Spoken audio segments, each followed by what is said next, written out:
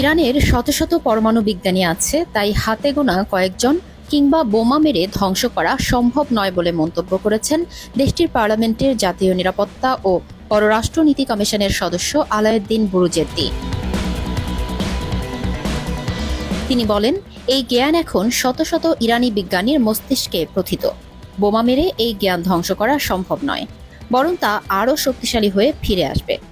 Uranium সমৃদ্ধকরণ বিষয়ে পশ্চিমা বিশ্বের চাপের মুখে ইরান কখনোই পিছু হটবে না। পশ্চিমা দেশগুলো কোনো ভুল করলে তেহরান তার উপযুক্ত জবাব দেবে।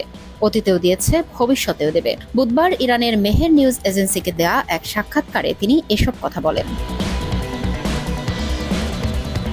এর আগে ইরানকে জাতিসংঘের স্ন্যাপব্যাক মেকানিজম বা স্বয়ংক্রিয়ভাবে নিষেধাজ্ঞা পুনর্বহাল চালু করার হুমকি দিয়েছে ইউরোপের দেশগুলো।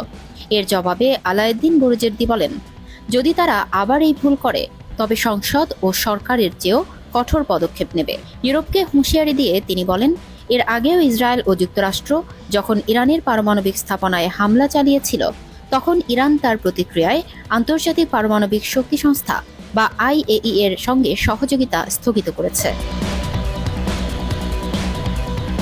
আলাউদ্দিন বুরুজের্দি আরও বলেন, ইরান কখনো ভয় পায় না। তেহরান আশা করে ইউরোপ বুদ্ধিমত্তার পরিচয় দেবে। ইরানের বৈধ অধিকার থেকে কেউ সরাতে পারবে না। ইউরেনিয়াম শূন্য সমৃদ্ধকরণের পশ্চিমা দাবি তেহরান কোনোভাবেই মেনে নেবে না বলেও হুঁশিয়ারি দেন তিনি।